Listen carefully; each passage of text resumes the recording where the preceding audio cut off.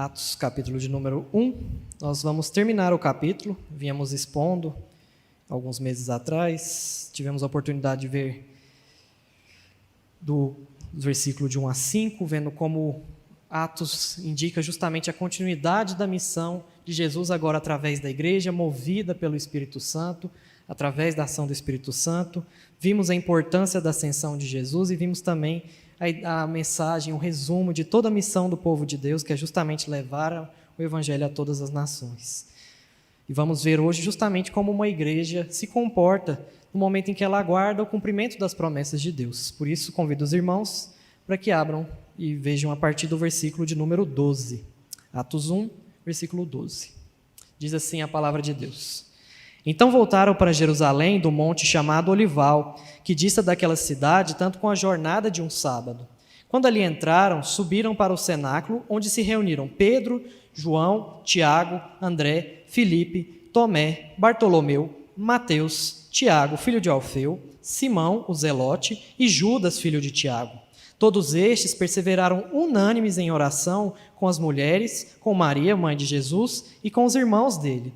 Naqueles dias levantou-se Pedro no meio dos irmãos. Ora, compunha-se a assembleia de umas 120 pessoas e disse: Irmãos, convinha que se cumprisse a escritura que o Espírito Santo proferiu anteriormente por boca de Davi acerca de Judas, que foi o guia daqueles que prenderam Jesus, porque ele era contado entre nós e teve parte neste ministério. Ora, este homem adquiriu um campo com preço da iniquidade, e precipitando-se, rompeu-se pelo meio, e todas as suas entranhas se derramaram. E isto chegou ao conhecimento de todos os habitantes de Jerusalém, de maneira que em sua própria língua esse campo era chamado de Acéldama, isto é, campo de sangue. Porque está escrito no livro dos Salmos: Fique deserta a sua morada, e não haja quem nela habite, e tome outro o seu encargo. É necessário, pois, que dos homens que acompanharam todo o tempo que o Senhor Jesus andou entre nós, começando no batismo de João, até o dia em que entre nós foi levado às alturas, um destes se torne testemunha conosco da sua ressurreição. Então propuseram dois, José, chamado Barsabás, cognominado Justo, e Matias. E, orando, disseram: Tu, Senhor, que conheces o coração de todos, revela-nos qual destes dois tem escolhido para preencher a vaga neste ministério e apostolado do qual Judas se transviou, indo para o seu próprio lugar. E os lançaram em sortes, vindo a sorte recair sobre Matias, sendo-lhe então voltado o lugar com os 11 apóstolos. Vamos orar mais uma vez ao nosso Deus? Pai querido, nós estamos agora diante da palavra do Senhor.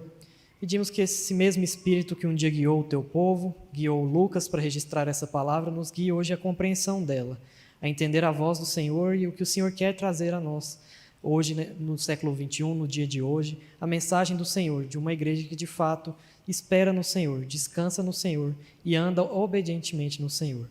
Nos ajude a entender isso essa noite, Pai, no nome de Jesus. Amém. Esperar. Essa é uma das coisas que mais nós temos que fazer nesses últimos dias de pandemia. Esperar as coisas desenrolarem, o andar da carruagem e muitas coisas mais. E observando um acontecimento que talvez você tenha nem reparado, mas que aconteceu, foi que quem usa o WhatsApp aí como meio de comunicação, você observou que o recurso para enviar áudios tem uma nova formatação que você pode acelerar o áudio. Então, se você recebia aqueles áudios compridos de 2, 3... Conheço gente que tem aí áudio até de 16 minutos para ouvir, você podia acelerar ele, colocar em 2.0 e pelo menos ouvir ele na metade do tempo, reduzir o tempo do áudio que você estava ouvindo. E a nossa cultura é uma cultura que não sabe esperar. E esse recurso foi justamente criado para justamente atender essas pessoas que não sabem esperar. Tem algumas crianças aqui presentes também. É muito difícil mesmo esperar, não é, meninos? Às vezes a mãe faz aquele bolo gostoso, aquela guloseima, mas fala: espera aí, espera da hora do almoço, espera passar o almoço para você comer. E é muito mais forte para essas crianças e para os adolescentes esperar ainda. E nesse momento de pandemia, o que mais nós temos que fazer é justamente isso, esperar. Nós temos que esperar dentro das nossas casas, tivemos que esperar para voltar a cultuar ao nosso Deus aqui na igreja, tivemos que ficar esperando as decisões dos decretos dos governantes, esperamos a vacina, esperamos chegar a nossa vez de vacinar. E cada vez mais, em uma cultura em que tudo é feito para ser resolvido de imediato, essa ideia de esperar alguma coisa se torna mais cansativa, se torna mais enfadonha e se torna, às vezes, até incompreensível ou irreal. Mas o fato é que nós, como povo de Deus, somos chamados a esperar, principalmente no que tange a obedecer às promessas de Deus, justamente a esperar o cumprimento dessas promessas de Deus vindo até nós. Não é à toa que um dos mandamentos dita muito o nosso proceder como cristão, que é justamente o de guardar o sábado. Nós temos que esperar porque nós temos que guardar um dia de nosso trabalho, um dia dos nossos exercícios rotineiros para esperarmos e descansarmos no Senhor, porque é o Senhor quem comanda todas as coisas. Mas o fato é que nós, como igreja, muitas vezes não sabemos esperar no Senhor. Nós muitas vezes não sabemos esperar, principalmente em obediência ao nosso Deus. Não sabemos confiar que Deus irá cumprir a sua promessa. Então nós hoje aprenderemos, junto com essa leitura aqui do que aconteceu com os nossos irmãos do passado, em Atos, nós aprenderemos mais sobre como obedecer e esperar no Senhor, que Ele vai cumprir as suas promessas, como Ele mesmo anunciou, e terá o corpo reunido, que vai justamente permanecer fiel nessas promessas de Deus. Porque o texto que nós lemos essa noite fala justamente desse momento em que a igreja precisou esperar o cumprimento de uma promessa específica. O livro de Atos, como nós já temos trabalhado aqui sequencialmente, quem tem acompanhado, tem visto que justamente fala sobre uma ideia de continuidade. Lucas escreve o seu primeiro livro justamente para mostrar qual foi a missão de Jesus. E de maneira bem resumida, a missão de Jesus é reunir e restaurar Israel. Israel foi chamado a Deus para justamente proclamar o nome dele entre as nações, mas por causa da sua desobediência, por causa da sua falta de temor ao Senhor, ele foi justamente deturpado nessa missão. E Cristo vem não só para cumprir o que foi prometido desde Gênesis, mas também foi justamente aquele que veio para reunir o Israel novamente e restaurar Israel como o povo de Deus para estar junto. E aqui o livro de Atos vai justamente mostrar como vai ser o início disso. Como o povo de Deus vai dar sequência à missão de Jesus. Como nós temos a incumbência de dar essa sequência à missão de Jesus. Nós vimos que no versículo 1 até o versículo 5, Lucas registra que Jesus gastou 40 dias fazendo um intensivão teológico sobre o reino de Deus com aqueles discípulos, ensinando detalhes, coisas importantes, justamente depois de ser ressurreto. Depois, ele deixa aqui o resumo do versículo 6 ao versículo 8, de justamente o que eles deveriam fazer, e esse resumo é o resumo de todo o livro. Se você observa no versículo 8, a gente vê que temos as testemunhas em Jerusalém, Judéia e Samaria, e até os confins da terra. E a melhor forma de vermos a divisão do livro de Atos é dessa forma. É justamente vendo a missão em Jerusalém, a missão na Judéia e na Samaria, e a missão até aos confins da terra. Como o povo de Deus obedeceu e levou a mensagem de que o reino de Deus havia chegado, o reino de Deus se instaurou. Por isso, Jesus também corrige expectativas errôneas de seus discípulos e, por fim, termina com ele sendo levado aos céus. Mas é interessante que nós sabemos de todo a sequência dessa história. Nós sabemos como essa história vai caminhar. Muitos de nós já lemos a Bíblia inteira, talvez várias vezes, ou sabe a sequência dessa história. Mas é importante a gente pensar no que Lucas está registrando, principalmente para aqueles primeiros leitores, principalmente para aqueles que estavam vivendo aquilo ali. Porque a gente termina o versículo 11 com Jesus sendo levado aos céus e com uma promessa de garantia, de que ele viria do mesmo modo como eles o viram subir. Mas dentro desse período em que Jesus passou ensinando, os discípulos tinham uma missão em especial. Essa missão em especial era justamente esperar a chegada do Espírito Santo. Veja comigo aqui o versículo de número 4 do mesmo capítulo 1. E comendo com eles, determinou-lhes que não se ausentassem de Jerusalém, mas que esperassem a promessa do Pai, ao qual disse ele, de mim ouvistes. Porque, na verdade, João batizou com água, mas vós sereis batizados com o Espírito Santo, não muito depois destes dias. Veja que a promessa que Jesus deixa àqueles discípulos é que eles receberiam o Espírito Santo. É o Espírito Santo quem vai mover essa missão em Jerusalém, é o Espírito Santo quem vai mover essa missão na Judéia e na Samaria, e é o Espírito Santo quem vai mover esses homens até os confins da terra. Mas, ao mesmo tempo, aqui nós temos que entender, e esse período em que não tivemos o período em que não tivemos Cristo presente aqui na terra e não o Espírito Santo vindo no dia de Pentecostes. Nós temos que entender aqui que tem alguns detalhes cronológicos. Por exemplo, e especificamente entender que desde a ressurreição de Jesus até o dia que ele é levado aos céus, passaram-se 40 dias.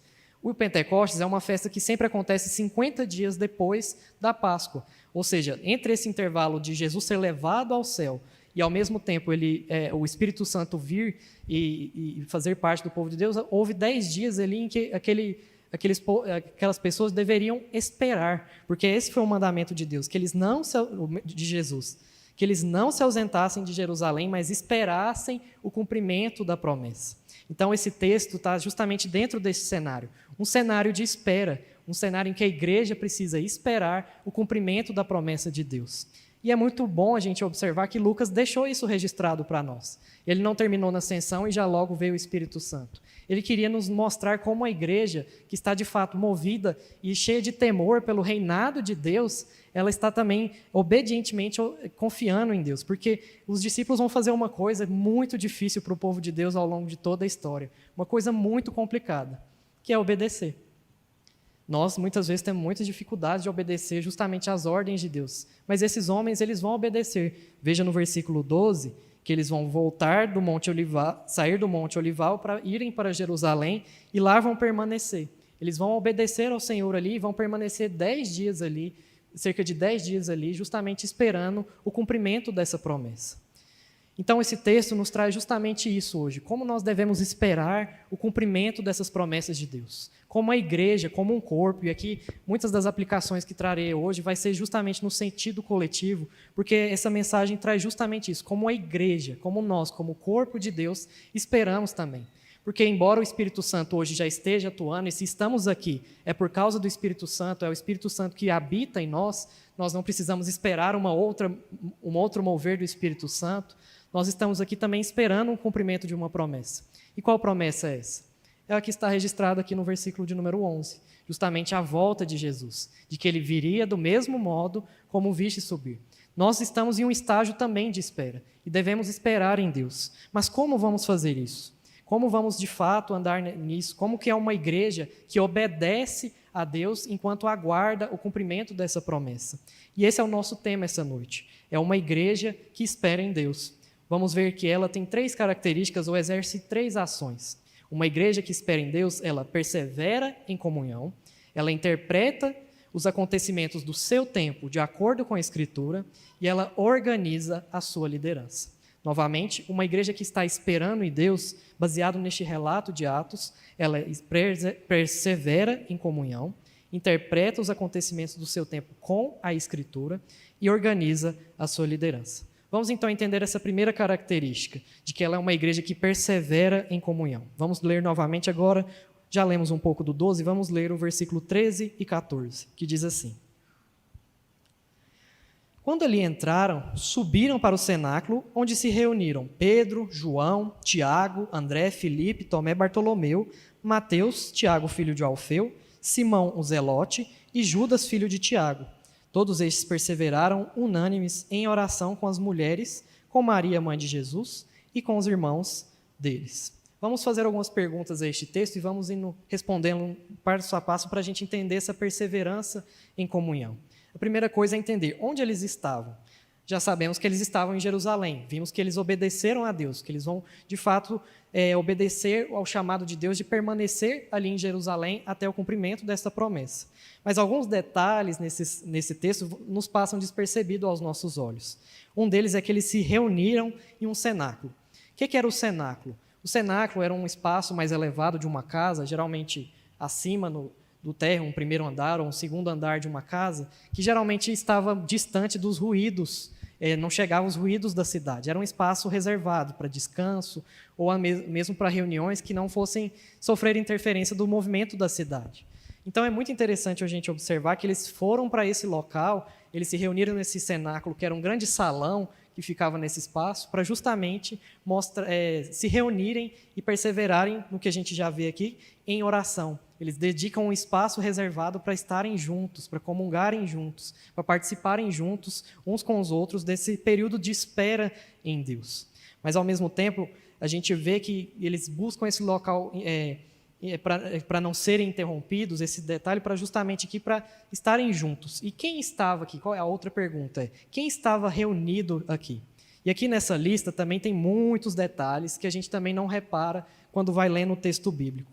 A gente sabe que eles estão reunidos no cenáculo e a gente começa a ver essa lista. Parece mais uma mera lista, um breve resumo de Lucas pegando os discípulos que foram chamados por Deus lá no evangelho dele, na primeira edição que ele escreve, no primeiro livro que ele escreve, e agora ele está só mostrando que eles estavam ali, cita uma lista. E depois vai mostrar que tinha mais algumas pessoas juntos. Mas não é essa a intenção de Lucas. Até a forma como ele coloca a ordem dos nomes difere da ordem que ele coloca lá em Lucas capítulo 6 e até mesmo dos outros evangelistas. A gente vê, por exemplo, que quando é chamado Pedro e seus irmãos, ele sempre é colocado Pedro junto com seus irmãos de sangue. Aqui agora não, Pedro é misturado entre os discípulos e os discípulos não estão mais relacionados à sua linha de sangue aqui. E Lucas quer justamente deixar uma coisa meio que subentendida, que agora em Cristo eles estão todos juntos, reunidos como irmãos. Eles estão juntos como irmãos. Então Pedro não tem mais que relações, em certo sentido aqui, a relação deles serem irmãos em Cristo também é com João, com Bartolomeu, com outras pessoas que não necessariamente eram seus irmãos de sangue. O povo de Deus, justamente quando é chamado por ele, faz parte da grande família do Senhor. E Lucas quer deixar isso aqui registrado, quer mostrar para nós que justamente esse povo estava ali reunido e não havia ali entre eles essas distinções de sangue, de gênero, de raça, de etnia e até de posicionamento político, como a gente tem aqui Simão, o Zelote, que era um extremista judeu ali que buscava reivindicar o seu reino. Reivindicar o reino a Israel, que queria os romanos longe. Tem todas essas pessoas, todas elas eram irmãos, feitos irmãos em Cristo Jesus. Outro elemento que nós vamos ver com mais calma mais à frente é que esses homens são chamados a representar o povo de Deus como um todo. Temos 11 nomes até aqui. E esses 11 nomes aqui começam a representar a totalidade do povo de Deus. Outro detalhe que nos aparece aqui é a presença das mulheres aqui. Embora elas não vão assumir papel de liderança, não vão ter todos esses elementos, mas elas são registradas aqui para mostrar que elas também estavam se reunindo juntas. Elas não ficaram à parte da comunhão. Elas estavam junto com os apóstolos, estavam junto com os irmãos de Jesus. Estavam todos ali, reunidos, perseverando em oração, perseverando na comunhão. E o quarto detalhe que nos observa é que uma dessas mulheres é destacada, e é justamente Maria. E aqui não é para exaltar Maria, como muitas vezes os católicos fazem, trazendo justamente Maria como uma pessoa que tem proeminência ou que é uma mediadora entre a igreja e o povo de Deus, ou qualquer coisa do tipo. Mas é mostrar que Lucas, se você repara, ele é um dos poucos que dá ênfase a Maria lá no seu evangelho, mostrando justamente o cântico de Maria, nós encontramos no livro de Lucas, as narrativas do Natal nós temos no livro de Lucas, mas é justamente para a gente perceber que aquela Maria, a jovem adolescente que estava justamente recebendo o próprio Cristo em seu ventre, ela permanece também com aqueles irmãos, e permanece na fé com aqueles irmãos, mesmo depois de Jesus ter saído. Veja, Maria poderia dizer, não, eu gerei Jesus, ele foi embora, fiz minha missão, não quero estar com vocês, mas não. Jesus promove em Maria também a mesma fé que aqueles apóstolos teriam. Não é porque Maria trouxe Jesus no ventre que ela era melhor do que os outros. Pelo contrário, ela estava junta com aqueles homens. Ela estava junto com toda a igreja. Maria está junto com o povo de Deus. Quem dera tivéssemos mais mulheres como Maria também, que tem esse desejo de estar no povo de Deus, junto com o povo de Deus. Além disso, nós vemos também a presença dos irmãos de Jesus. Se a gente volta nos evangelhos, a gente vê que os irmãos de Jesus eram o quê? Pessoas que tentaram se opor a Jesus. Parece meio contraditório, porque eles cresceram com Jesus, viveram com Jesus, mas eles não quiseram reconhecer o ministério de Jesus. Mas é interessante ver que a própria ressurreição de Cristo promove uma transformação na vida desses homens, a ponto deles entrarem também na comunhão do povo de Deus.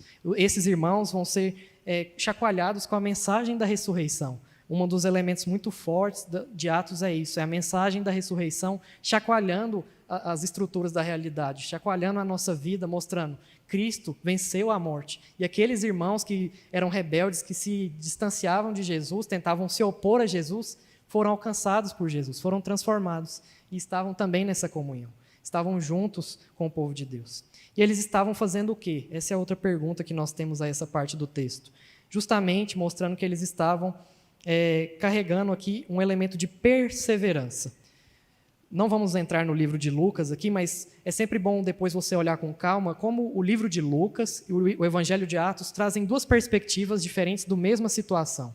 Em Lucas, após a ressurreição, os discípulos saem louvando, jubilosos, com muita alegria, estão muito alegres. Aqui em Atos, nós observamos que essas pessoas não somente estão alegres, mas estão temerosas, no sentido do temor do Senhor, de ver os grandes feitos do Senhor e de querer reconhecer justamente a sua autoridade, de submeter a sua autoridade, de reconhecer essa autoridade. Então, quando eles perseveram unanimemente em oração, mostra como esses irmãos estavam cheios do temor do Senhor, como eles reconheciam e entendiam o que Cristo fez e que maravilha foi quando ele foi levado para o céu.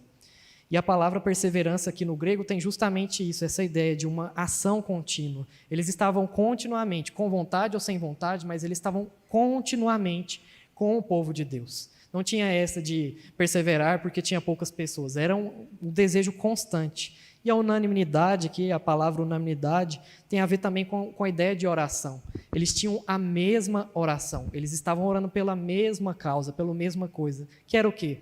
O cumprimento da promessa de Deus. Parece meio bobo aos nossos olhos pensar, vamos orar por uma coisa que vai acontecer, mas isso não é assim. A oração não é supérflua, nós devemos orar para que Deus estabeleça o seu reino, não é isso que Jesus ensinou na oração?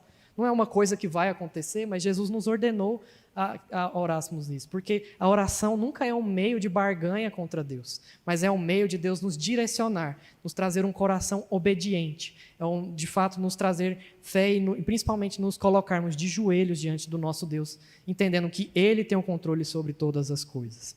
E Stott vai dizer que aprendemos aqui com esses irmãos que as promessas de Deus não tornam a oração supérflua. Pelo contrário, são somente as suas promessas que nos dão garantia para orarmos e a confiança de que Ele nos ouvirá e responderá.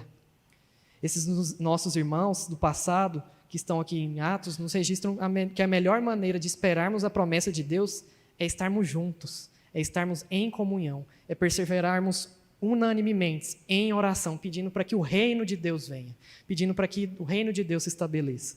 Nós não oramos para que o Espírito venha novamente, porque o Espírito já está aqui conosco, mas oramos para que o Cristo venha, para que, como foi Ele assunto aos céus, Ele venha e consuma a sua missão, consuma o seu reino e nós possamos então viver em novidade, em plenitude de vida.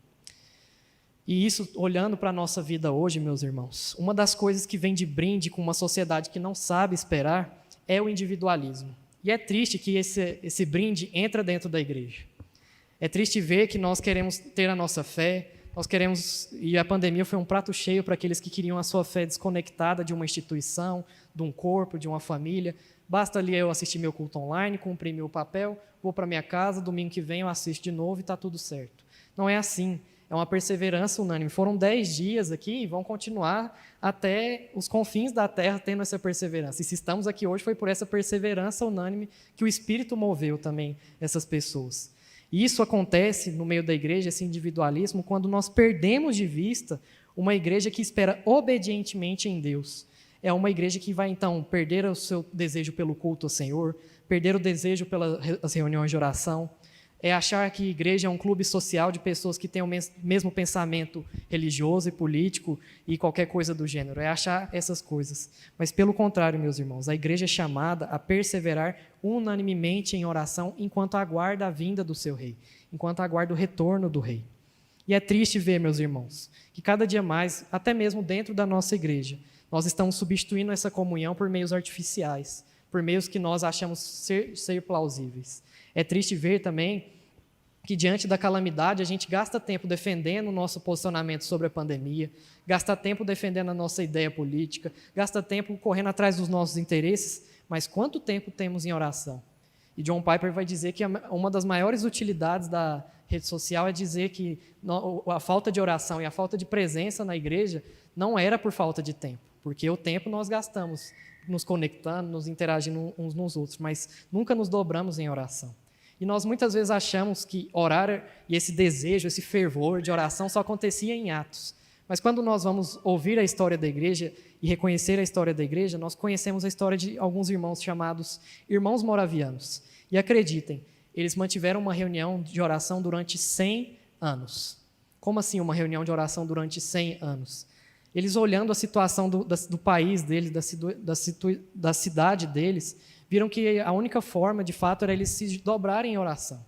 Então, diante da necessidade, os líderes da igreja começaram toda semana, diariamente, a orar diante de Deus. Isso foi promovendo um aspecto em que toda a igreja foi, então, orando também. Foi vagarosamente, foi crescendo, a ponto de que eles, então, começaram a criar uma forma de que a cada hora do dia, durante 100 anos, seguiu-se essa prática, o povo permaneceu orando, clamando ao Senhor, orando ao Senhor. E não foi resultado só isso de oração cheia e culto cheia. Pelo contrário, foi uma época em que o evangelho se expandiu por muitos locais. Muitos reformadores e pessoas foram influenciadas pela ação desses moravianos. E a gente muitas vezes acha que fazer missão é simplesmente dar o dinheiro para o irmão que está lá e Deus abençoe, tchau e bênção. Não é assim. É orarmos constantemente, é juntos, perseverarmos e orarmos por essa missão. Orarmos pelo povo de Deus, orarmos pelos nossos pastores, pela nossa igreja, orarmos para que a igreja Berea cumpra a sua missão de pregar o evangelho e pedir para que Deus venha, para que Jesus venha e estabeleça o seu reino. E é nisso que nós precisamos entender, meus irmãos, que a oração não é uma ferramenta utilitarista para manipular a Deus, mas é a compreensão de que o povo de Deus precisa se submeter juntos em oração, pedindo para que o seu reino venha. E mais que isso, a igreja no mundo foi preparada e designada para servir como um meio de produzir comunhão entre os cristãos. James Bannerman, que escreve sobre a igreja, vai dizer o seguinte: de acordo com a disposição de Deus, o cristão é mais cristão em sociedade do que sozinho, e encontra-se no gozo de privilégios espirituais quando reparte com os outros, do que quando os possui só para si mesmo. Há uma bênção adicional na comunhão dos crentes que eles não experimentam, a não ser que estejam em comunhão uns com os outros. E no âmago e na comunhão da comunidade cristã, há uma dilatação e um aumento dos privilégios, que não é possível se alegrar ou participar dela, longe dela ou à parte dela. Uma igreja que espera obedientemente a Deus é uma igreja que está junto em oração, junto cultuando ao Senhor, junto participando dos sacramentos, participando dos elementos de comunhão. Não existe essa de cristão sozinho. Todos nós temos que estar juntos.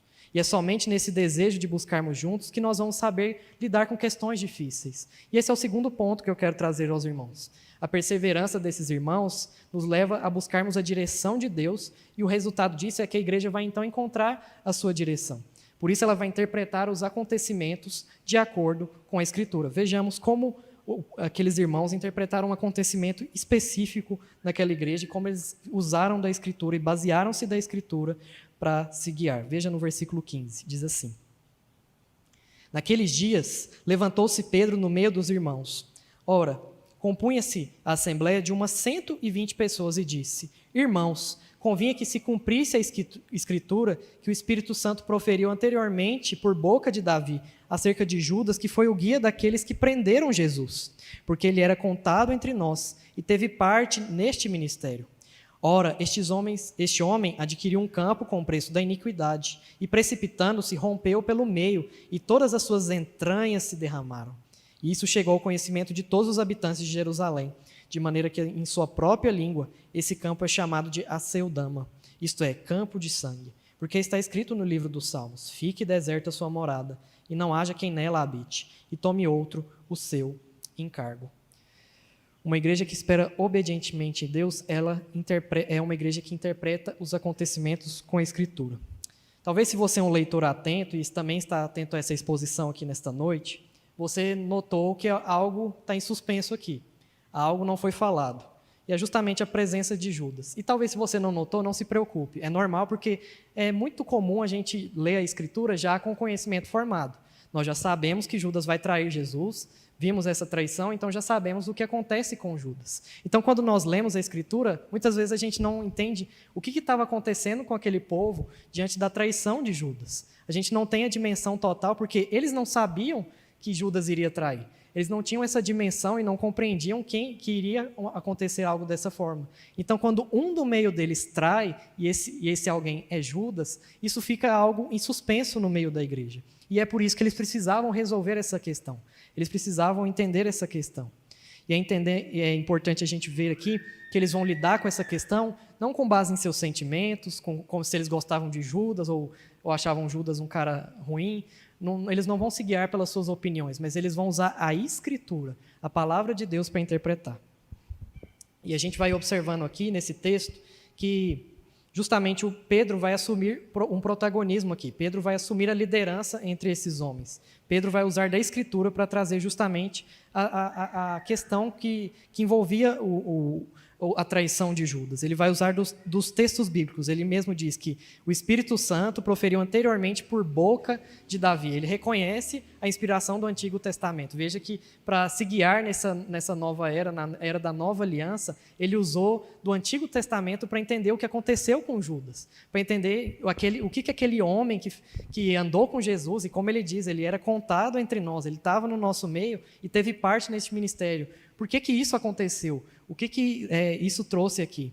E, ao mesmo tempo, a gente vê aqui que tem uma assembleia aqui presente. Então, há um certo aspecto aqui também de um julgamento, ou, de certa forma, uma sentença que vai ser declarada aqui entre esses irmãos. Os 120 aqui, e você vê na sua Bíblia que está entre parênteses, e isso também está entre parênteses na Bíblia grega, porque é justamente uma nota editorial de Lucas para mostrar que naquele povo ali tinha um concílio, tinha um povo que estava ali reunido para justamente formar um concílio. Era da tradição judaica que 120 pessoas era o número mínimo para se formar um concílio.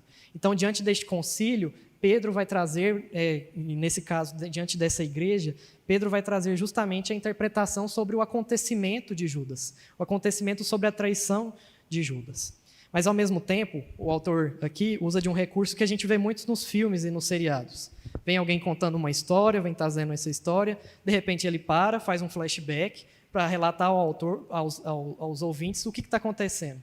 Porque a gente que sabe da história de Judas sabe que Judas traiu Jesus e morreu e tudo mais. Mas os leitores que leram Lucas, o Evangelho, não sabem o que aconteceu com Judas. Os primeiros leitores aqui não tinham a dimensão e não conheciam, até porque Atos tem um público gentil muito em mente, não sabiam o que aconteceu com Judas. Então ele faz essa inserção.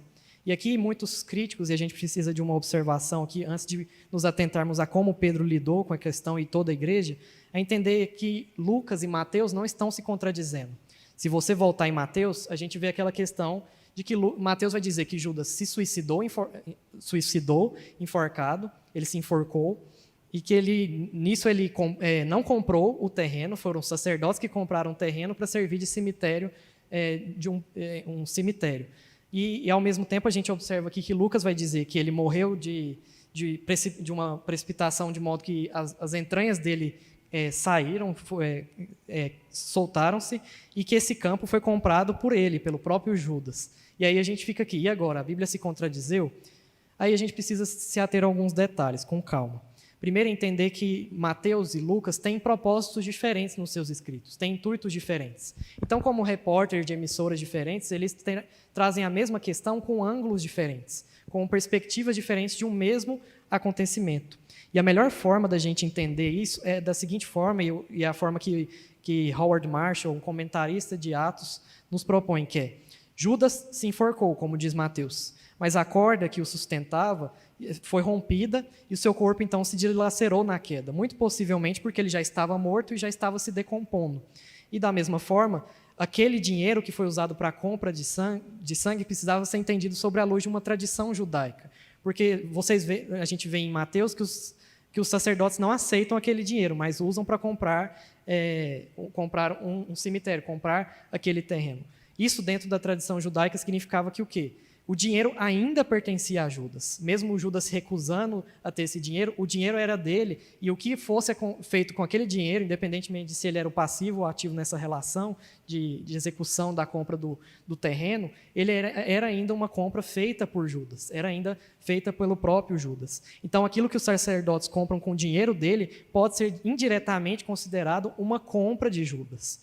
Da mesma forma, então, que o campo que os sacerdotes compraram foi onde, então, Judas possivelmente tinha em mente comprar o terreno com aquelas pratas, e é bem possível que ele, então, ali se enforcou e aconteceu toda essa tragédia.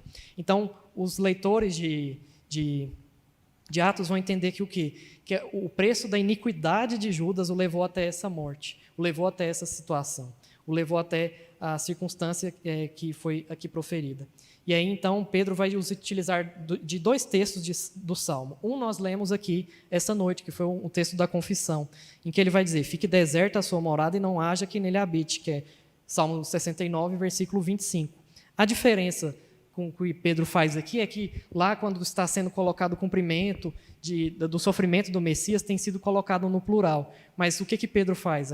Toda aquela oposição, toda aquela questão de ir contra o Messias é colocado no singular como uma aplicação a Judas, como aquele que se apostata e de fato se coloca como alguém que vai contra o próprio Jesus. Então ele explica com o Salmo 69 o que aconteceu, que ele vai ficar deserta a sua morada e não haja quem nela habite. Aqueles que rejeitam a Cristo, e isso está muito presente dentro de todos os salmos messiânicos, vão ser sucumbidos, vão ser dilacerados, vão ser justamente ficar sem a sua própria morada.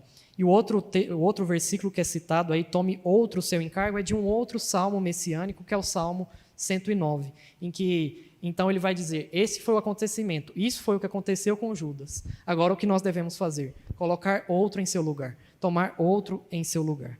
E é muito interessante a gente observar, meus irmãos, que quem está proferindo essa sentença é Pedro. E se nós conhecemos a história, sabemos que Pedro também não foi nenhuma florzinha que se cheira. Várias vezes ele cometeu vários erros e um dos seus principais foi negar a Cristo. Mas que diferença tem entre Pedro e Judas nessa situação? Por que Pedro vai proferir essa sentença em relação a Judas e Pedro não é colocado nisso? É porque Pedro justamente reconhece o seu erro. Pedro, quando ele ouve o galo, ele chora em arrependimento, ele se arrepende do seu erro. E é por isso que, então, aqui, essa sentença não é que é sentença porque Pedro era mais santo do que Judas, mas é porque Pedro vai usar da Escritura para entender que aqueles que não se arrependem do seu erro, que não se arrependem de se apostatar, de desviar da fé, que não se arrependem do seu caminho de pecado, de oposição a Cristo, é esse o destino deles. Eles vão ser levados a isso. E uma igreja saudável, meus irmãos, uma igreja que está obedientemente esperando no Senhor, é uma igreja que vai se orientar somente pela palavra de Deus. Ela não vai se basear nos seus achismos, não vai se basear na posição dos seus líderes, nas suas influências. A disciplina eclesiástica, por exemplo, só pode ser executada mesmo se de fato for mostrado dentro da Escritura que houve um erro que trouxe prejuízo à comunhão. Nós interpretamos esse caso, os pastores, e principalmente os pastores e presbíteros, em concílio, se debruçam sobre o caso, investigam e aplicam os mandamentos bíblicos sobre a vida dessa pessoa. Então, diante dos acontecimentos, nós precisamos entender que uma igreja saudável precisa buscar-se na palavra de Deus. Precisa se encontrar dentro da direção que o próprio Deus nos traz, se guiar para lidar com essas questões que eram às vezes inesperadas aos nossos olhos. Se guiar diante de todos esses acontecimentos. E além disso, ao mesmo tempo, diante da própria promoção de uma comunhão perseverante e diante também de uma busca por obedecer à palavra de Deus, eles vão ter um terceiro ato aqui, que é de organizar a sua liderança. Essa é a terceira lição de uma igreja que espera obedientemente em Deus. Ela organiza a sua liderança. Veja agora o versículo 21 até o versículo 26. Diz assim: É necessário, pois, que dos homens que nos acompanharam todo o tempo que o Senhor Jesus andou entre nós, começando no batismo de João até o dia em que dentre nós foi levado às alturas, um destes se torne testemunha conosco da sua ressurreição. Então propuseram 2, José, chamado Barsabás, cognominado Justo, e Matias. E orando disseram: Tu, Senhor, que nos conheces o coração de todos, revela-nos qual destes 2 tem escolhido, para preencher a vaga neste ministério e apostolado do qual Judas se transviou, indo para o seu próprio lugar. E o lançaram em sortes, vindo a sorte recair sobre Matias, sendo-lhe então votado lugar com os 11 apóstolos. Baseado então na interpretação de Pedro, a igreja vai então tomar algumas decisões, tomar algumas diretrizes, enquanto esperava a chegada do Espírito Santo. Mas por que era necessário substituir Judas? Jesus ainda não tinha escolhido os 12, um apostatou, podia ficar assim tudo bem. Lembra que eu mencionei quando estávamos falando sobre a lista, de um modo geral, e que aqueles homens representavam a igreja? a gente precisa entender que o número 12 dos apóstolos, que vai aparecer tanto na forma das tribos em Israel e lá em Apocalipse como os 12 anciãos, representa a totalidade do povo de Deus. Então, ter mais um apóstolo não era meramente um luxo daqueles homens, mas era a compreensão da totalidade de que o povo de Deus estaria representado, de que o povo de Deus estaria sendo completado ali nesse trabalho. Mas também não era somente esse significado simbólico. A gente vê em Atos que o quê? A doutrina dos apóstolos é que vai direcionar a igreja. Você vê no final do episódio do Pentecostes que eles perseveram na doutrina dos apóstolos. No capítulo 4, eles perseveram na doutrina dos apóstolos. Hoje, por exemplo, nós perseveramos também na doutrina dos apóstolos. Foram os apóstolos que, depois de Cristo, deixaram todas as coisas registradas. Então, eles tinham uma missão especial, uma missão que era de incumbência somente deles ali, e que precisava ser completada. E havia critérios, e é nesses critérios que hoje, por exemplo, nós não acreditamos na presença mais de um apostolado como um ofício em si.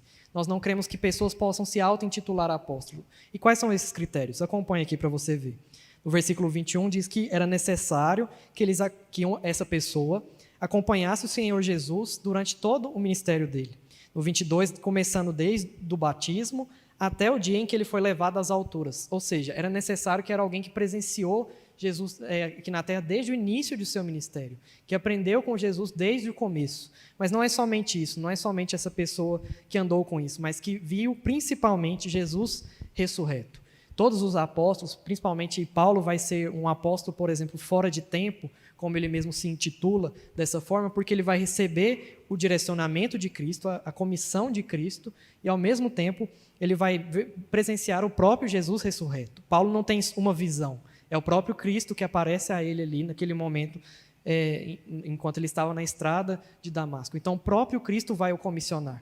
Então, nós não cremos que há apóstolos hoje, porque nenhum deles presenciaram a história de Jesus como esses homens presenciaram. Nenhum deles comeu com Jesus, viu Jesus sendo transfigurado, viu todas as coisas acontecendo com Jesus. Nem tampouco dá para afirmar que Jesus os chamou para serem apóstolos, porque esse ofício de apostolado tem um ofício de justamente dar as bases da fé cristã, de lançar as bases da fé cristã. Hoje, por exemplo, John Frame explica muito bem como a gente se governa. É começando com a doutrina dos apóstolos, a norma vem dos apóstolos, os presbíteros aplicam essas normas, então o presbítero docente e regente aplicam essa norma à situação em que vivemos, e os diáconos, por exemplo, aplicam a vida dessa norma no amor das pessoas, completando as suas necessidades, suprindo suas necessidades físicas, orando e cuidando da vida deles. E é aí que nós então vamos trazer esse texto para a nossa vida hoje. Como vamos escolher os nossos líderes? Vejam um detalhe, a partir do versículo 24, diz assim: E orando disseram: Tu, Senhor, que conheces o coração de todos, revela-nos qual destes dois tem escolhido para preencher a vaga neste ministério e apostolado do qual Judas se transviou, indo para o seu próprio lugar. E o lançaram em sortes, vindo a sorte recair sobre Matias, sendo-lhe então votado o lugar com os 11 apóstolos. A gente vê aqui que os discípulos, então, chegam em duas pessoas que preenchiam os requisitos. E agora? Quem que a gente escolhe? Eles, então, vão lançar sortes. E aqui é um comportamento muito comum da antiga aliança, porque a gente deve entender que o Espírito Santo não estava disponível a todas as pessoas, como ele vai acontecer após o Pentecostes. O Espírito Santo não está presente em todas as pessoas da mesma forma, da mesma operação que no Antigo Testamento do que no Novo Testamento. Embora ele atue, e a gente vê, por exemplo, quando a gente está vendo com Pedro, em Samuel, em Jeremias, quando o povo aprecia líderes que eram cheios do Espírito Santo. Então, eles faziam aquilo que era reto diante de Deus. Mas isso não era disponível a todas as pessoas da forma como vai acontecer após o Pentecostes. Então, o que acontecia? Essa igreja não tinha forma divina de se orientar em relação a isso. E a forma que eles tinham era essa, lançar sortes, pedindo para que o Senhor escolhesse. E aqui que então a gente vai ter Matias sendo escolhido por Jesus. A palavra Senhor aqui não está se referindo a Deus o Pai, mas a Jesus, e da mesma forma a palavra escolhido é a mesma que aparece no versículo 2, para dizer que os apóstolos que ele escolheu, que Jesus havia escolhido. Então Matias vai preencher todos os requisitos. Vai ter andado com Jesus, viu Jesus ressurreto, e ao mesmo tempo ele vai ter também a presença, ele vai ter a comissão de Jesus. Para nós hoje, nós temos outra forma de nos deliberarmos sobre a escolha de presbíteros e diáconos, e aqui aplicando para a realidade da nossa igreja. Nós estamos num período de indicações, em breve teremos eleição. Nós temos critérios também para escolher presbíteros e diáconos. Temos formas pelo qual a Bíblia nos direciona. Eu quero convidar você a abrir agora em 1 Timóteo, capítulo 3.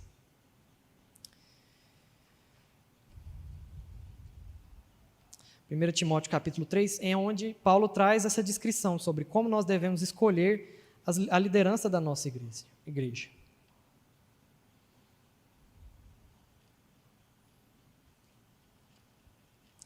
1 Timóteo 3 diz assim: fiel é a palavra, se alguém aspira ao episcopado, excelente obra almeja.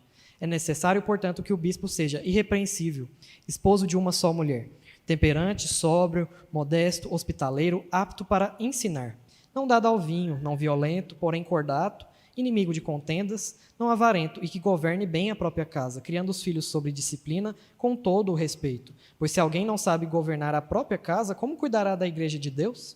Não seja neófito para não suceder que se ensoberbeça e incorra na condenação do diabo. Pelo contrário, é necessário que ele tenha o bom testemunho dos de fora, a fim de não cair no opróbrio e no laço do diabo. Semelhantemente, quanto ao diácono, é necessário que sejam respeitáveis de uma só palavra, não inclinando a muito vinho, não cobiçosos de sórdida ganância, conservando o ministério da fé e com consciência limpa. Também sejam estes primeiramente experimentados e se mostrem irrepreensíveis, exerçam diaconato. Da mesma sorte, quanto às mulheres, é necessário que sejam elas respeitáveis, não maldizentes, temperantes e fiéis em tudo. O diácono seja marido de uma só mulher e governe bem os seus filhos e a própria casa. Pois os que desempenharam bem o diaconato alcançarão para si mesmos justa preeminência e muita intrepidez na fé em Cristo Jesus.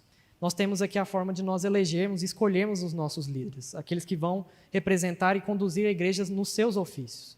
Hoje, através do Espírito Santo, nós podemos reconhecer através dessa descrição quem apresenta isso e, ao mesmo tempo, quem apresenta os dons para cada um desses ofícios. É ruim ver que muitas vezes a igreja não tem compreensão desses ofícios e muitas vezes escolhe representantes de forma equivocada. Se a gente vê lá em Atos, voltando em Atos, a gente não vê que os critérios eram, por exemplo, o nepotismo, ou seja, precisava ser irmão de Jesus para ser parte do povo de Deus, ou para ser parte do apostolado, ou então ser rico e ter muitas propriedades. Então José de Arimateia poderia então ser colocado nessa questão aí. Não é essa a forma que o povo de Deus escolhe os seus representantes. O povo de Deus escolhe os seus representantes guiado pela palavra de Deus, orientado pela palavra de Deus, movido nessa direção, guiado nessa direção. E se queremos então ser uma igreja que espera em Deus, a escolha de nossos líderes deve ser baseada tanto em oração, porque a gente vê que eles orando, pedindo a Deus que os direcionassem, buscassem então esse apóstolo, e ao mesmo tempo reconhecendo que Deus já deu os critérios para que a gente faça a escolha desses representantes, dos nossos presbíteros, dos nossos diáconos. Não escolha o presbítero ou o diácono pelo tanto que ele aparece na igreja, ou pelo tanto que ele simplesmente demonstra ter conhecimento de alguma coisa. Veja se de fato, ore, peça a Deus para que ele lhe apresente as pessoas que estão indicadas a ocupar esse cargo. Porque a liderança da igreja ela é muito importante para a vida da igreja. Vemos que aqui Pedro assume essa liderança e conduz a igreja de maneira correta. Se ele então não tem esse espírito de submissão a Deus, se ele não tem esse espírito de condução, ele poderia levar a igreja para um caminho contrário. Mas sabemos também que o Espírito Santo nos direciona a essa escolha. E é o Espírito Santo que hoje já habita em nós, que nos faz escolher. E é por isso que a gente não vai pegar os papéis que a gente indicar e colocar aqui, fulano de tal e ciclano. Deus, quem o Senhor escolhe?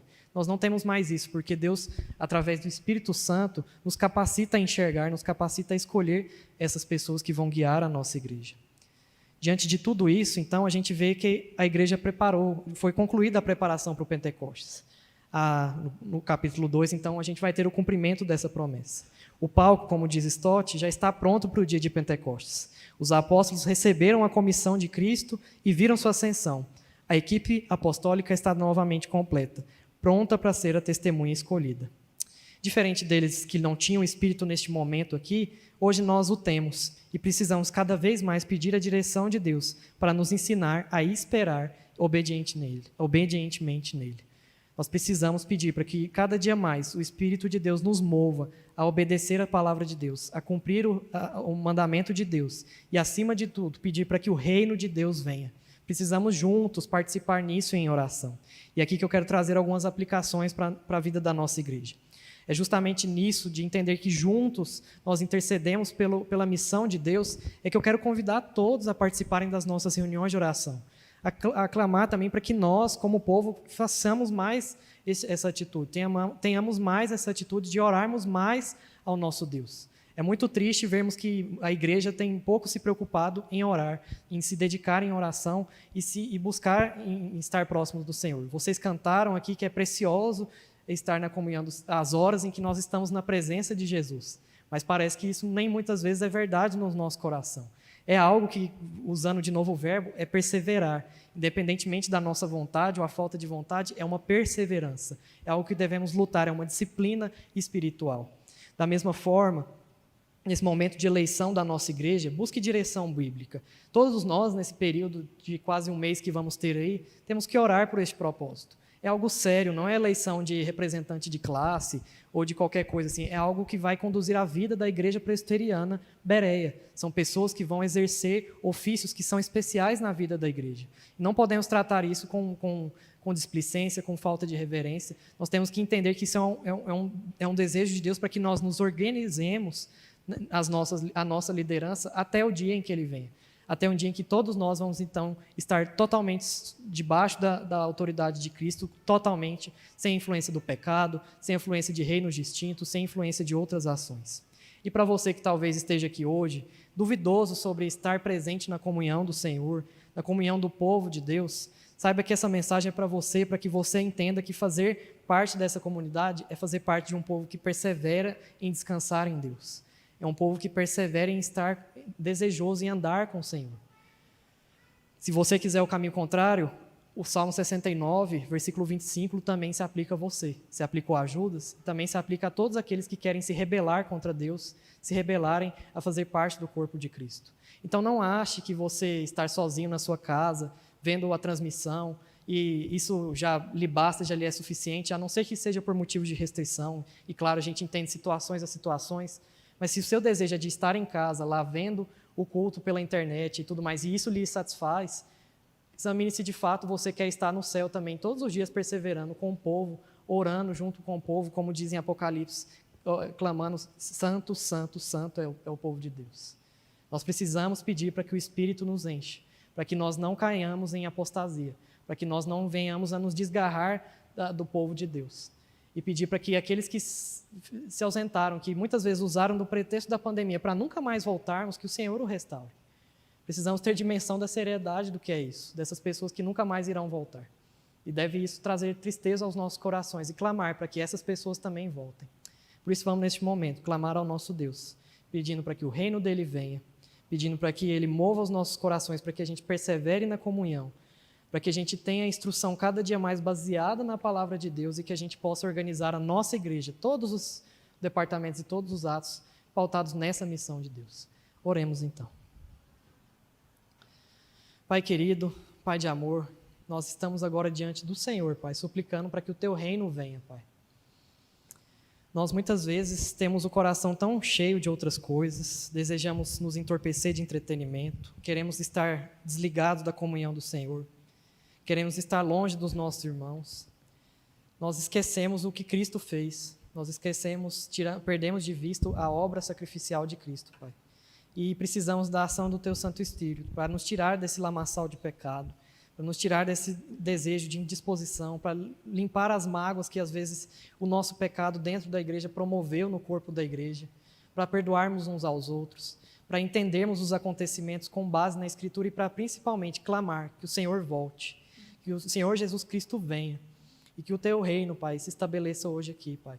É o que nós clamamos, para que o nosso Senhor Jesus Cristo venha e que nós estejamos preparados para recebê-lo, para que nós estejamos de fato prontos como obreiros que não têm do que se envergonhar, Senhor. Perdoa as nossas faltas e prepare o nosso coração para que todos os dias a gente viva essa expectativa, viva esse dia de espera e seja uma espera obediente, não uma espera uma espera morna, uma espera sem vontade, uma espera sem esperança. Porque a nossa esperança é que o Senhor Cristo vive e que, da mesma forma como Ele foi levado aos céus, um dia Ele retornará. É isso que te pedimos isso hoje, no nome do nosso Redentor, o nosso Senhor Jesus Cristo. Amém.